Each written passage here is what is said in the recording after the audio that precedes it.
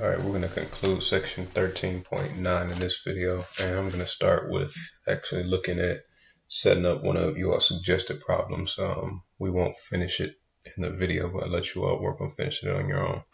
So page 890, number 17, which says, in the remaining exercises in this section, assume that the required extreme values exist. A triangle is to be inscribed in the ellipse 1/4 x squared plus y squared equals 1, with one vertex of the triangle at -2, 0, and the opposite side perpendicular to the x-axis. Find the largest possible area of the triangle. So before we go into finding our objective equation and our constraint equation, let's just sketch a picture of the scenario we're considering. So this ellipse is going to be elongated along the y-axis. So the y-axis will be what's called the major axis. Oops, I mean the x-axis. I drew the x and said y.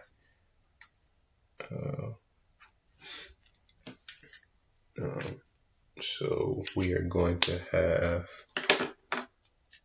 let me write down the equation that I'm looking at. It's 1/4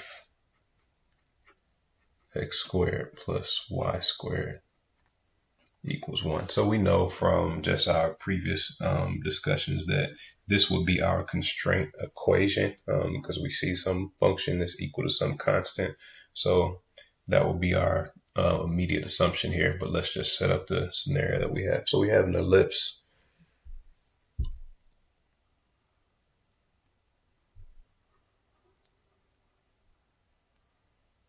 And this is the point -2, 0. And this is the point 2, 0. All right. And these points are -1 and 1. So this, if we look at x equals 0, we'll get y equals -1 and 1. And if we look at y equals 0, we'll get x equals -2 and 2. I was really focused on that one because that's the one they mentioned in the problem. I'm not going to label any other ones yet. I'll go back and label other points. I just want to avoid any confusion in our setup. All right, so a triangle is inscribed in the ellipse. So inscribed just means that each one of the vertices is touching the ellipse. And it said that with one vertex at -2, 0. So one of our vertices is going to be right here. So when you're doing a problem like this, now we don't know what this triangle is going to look like, but try not to oversimplify things and say make the triangle go from here to that point right there to that point right there. There's nothing in this that says that the triangle is going to go there, but we want it to be as large as possible. Now I could draw, and the triangle is only but I mean to the left of the y-axis, or the net has negative x values, but I'm going to draw it. So I'll just use a black marker. We'll draw the triangle, say like this. Come past the y-axis, and then now the triangle usually, sorry about that, I could have drawn this from here to there, but it told us that one side is perpendicular to the x-axis, which forced me to draw this vertex right above that vertex. So that line, this is supposed to be perpendicular to the x-axis. So they told us that. And what else? Find the largest possible area of the triangle. So they told us that our objective is area. So now let's set up our equations.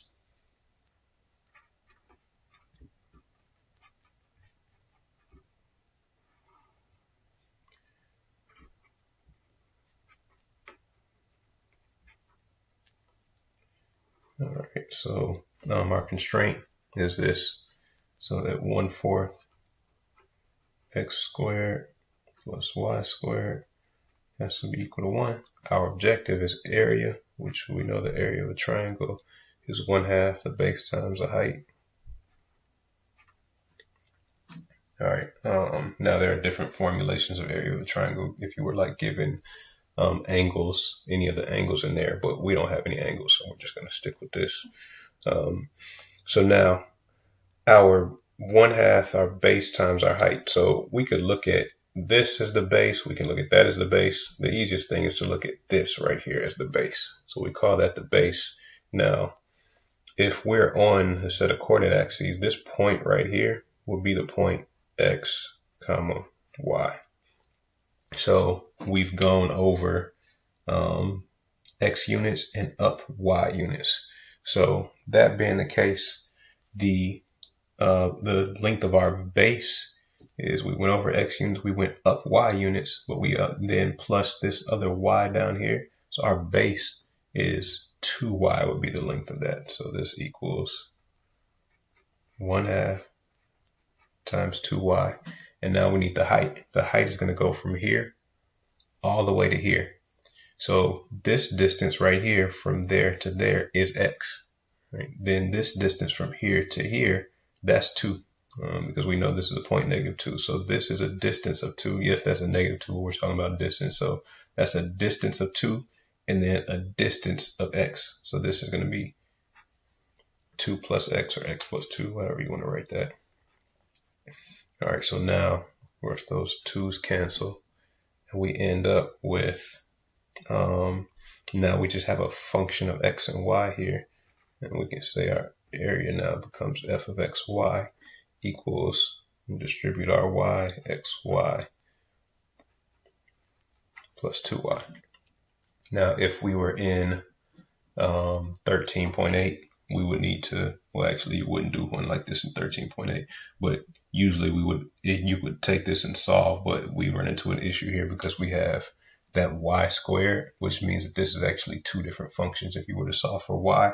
So that kind of, in a sense, forces your hand to use a 13.9 approach, which was the intent here anyway. So now you would set up your equations, and I'll take it a step further since we're already here. So the gradient of f equals lambda times the gradient of g.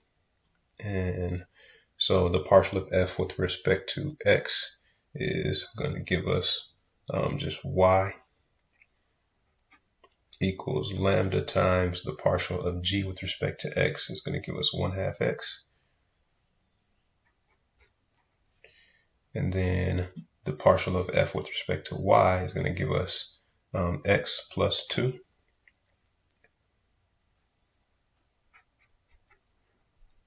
Equals lambda times the partial of g with respect to y is going to give us 2y. And then our constraint equation is x squared over 4 plus y squared equals 1.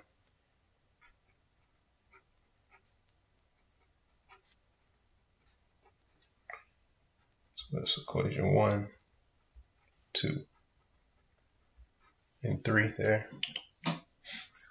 Now for this, if I were doing this one, and I'm going to let you all finish it off, but if I were doing this, because of, we're talking about these, we're talking about the area here.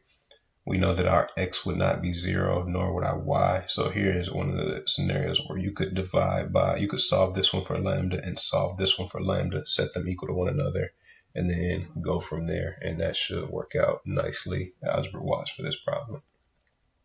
All right, now what I want to do is I want to look at number 28. So I'll let you all remember, I didn't finish this off, so make sure you go through and finish that problem off. So number 28,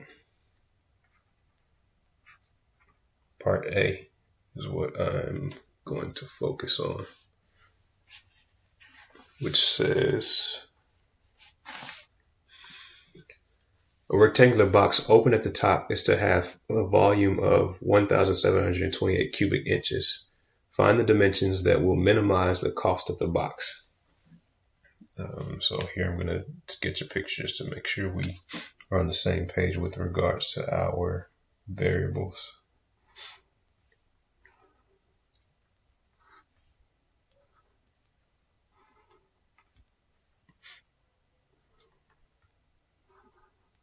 All right, so I'll call this x, this y, and this z. No, I guess I probably should have called that x and that y, but it doesn't matter. All right, so they told us that x times y times z has to be equal to 1,728. So that is our constraint. I'm out of space, so sorry, I'm going to write my constraint over here.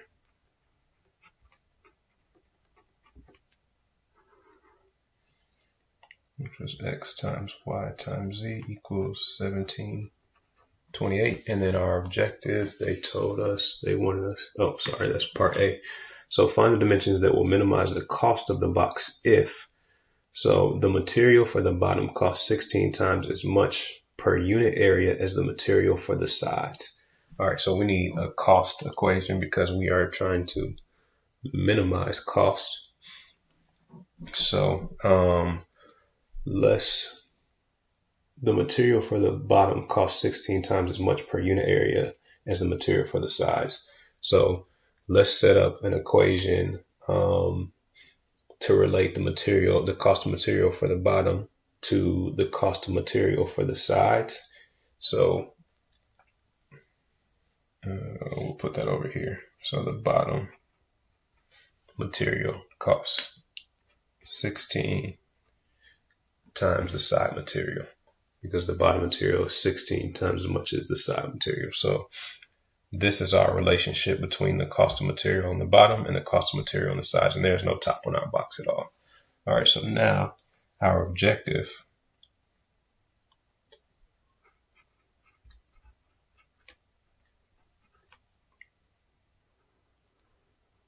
is going to be a cost function. Now, for a problem like this, the cost is just dependent upon the surface area. So it really boils down to kind of a surface area problem. So what is the cost of the front plus the cost of the back plus the right plus the left plus the bottom? We need all those different costs. So C, we'll call this equals, let's see. So YZ, that's the cost of the right side times S, and then this left side will be the exact same. So we're going to have 2S because we're saying S is the price of material on the sides. So we would have 2S times YZ, the price times the amount of material that handles the left and right side. And then we'll handle the front and the back. That would be 2S times X times Z, which would be the area of the front and the area of the back. And then the bottom, so now the bottom, there's only one of those. So that the two came from, we had left and right, front and back. There's only one bottom, so that'll be one. If there were a top on this box and it had the same cost, then we would have two of these. But so it's going to be 1 times the cost of the bottom is B, but we don't want to use B because we don't want to have any extra variables swimming around in here. So instead, the cost of the bottom is going to be the price, of the bottom is going to be 16S times the area of the bottom is X times Y. So plus 16S times X times Y. So we handle the left and the right, the front and the back, and the bottom. And now, for us, this S, because we don't know what that is, our answer that we have at the end is going to be in terms of S. But we're doing everything, our variables are X, Y, and Z though. So now we have our objective and our constraint, and now we can go into solving this using Lagrange multipliers.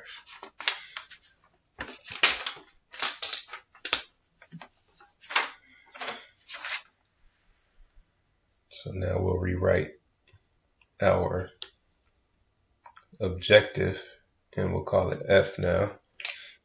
It's F of X, Y, Z. Remember, S is just some constant. So F of X, Y, Z equals 2S, Y, Z plus 2S, X, Z plus 16S, X, Y. And then our constraint was, or our constraint function was G of X, Y, Z was, just X times Y times Z. And we had that equals 1728 is our actual constraint. All right, so now we want to set up the gradient of f equals lambda times the gradient of g. So the partial of f with respect to x, the derivative there is going to be 0, and then the derivative here is just going to be 2sz. So 2sz, and then here we're going to get 16sy plus 16sy equals lambda times the partial of g with respect to x, which is yz. Then the partial of f with respect to y, we'll get 2sz. And then plus, that's going to be 0, and then plus 16sx equals lambda times the partial with respect to y here is xz. And then the partial of f with respect to z is going to be 2sy plus 2sx. And then the partial of this with respect to z is 0 equals lambda times the partial of g with respect to z, which is xy. And then we don't want to forget our constraint equation. X times y times z equals 1728. And we'll number these. All right, so we have those 4 equations, and now we're going to go through the algebra. Now I won't get to finish this problem, so I'll get you all started on this one as well, and then you can try to finish it up and ask me questions in problem session or ask questions in discussion as with regards to the rest of the problem. Since we're considering a volume here, or this box, we know that x, y, and z, none of them can be 0. So we know that the right-hand side, or this yz, that xz, and that xy, none of those are 0. So in this problem, I'm going to solve all 3 of these equations, 1, 2, and 3 for lambda, and set them equal to one another. So the first one gives us that lambda equals 2z plus 16 sy over yz. The second one gives us that lambda equals 2sz. I think I forgot to say the s there, although I wrote it 2sz plus 16 sx over xz. The third one gives us that lambda equals 2sy plus 2sx over xy. So I just solved all 3 of these for lambda and then just set them equal to one another. So now, actually, I could, can we do anything else here? We could get rid of some 2's, but doesn't seem like it's going to do us a whole lot of good. We'll do that later. All right, so now with this, I'm going to cross multiply just using this first equal sign right here. I'm going to cross multiply to see what we get there. That's going to give us x times z times 2sz plus 16 sy equals 2sz, the quantity 2sz plus 16sx times yz. So just cross multiplying here, we get that. All right, now let's see, what can we, so the z's cancel, and we are able to do that because we know that z is not equal to 0, so we can divide both sides by z. Some 2's cancel, anything else go away. S's, so every term has an s in it, and we're assuming that our price is not 0 as well, so we can divide everything through by s. Now we end up with 2x. I'm going to cancel 2's as well, so we end up with xz and then plus 8xy equals yz. Hopefully I'm not screwing up my variables here. Yz, and then plus 8xy. Plus 8xy. All right, the 8xy's are going to cancel, and we'll end up with xz equals yz, which tells us that x equals y. So that's what we got from these first two. Now I said I was going to let you all finish this off, but I've kind of gone a little bit further than I intended, but that's fine. So now let's look at these and see what we get from this equation right here. So doing a similar thing, x times y times 2sz plus 16sx equals 2sy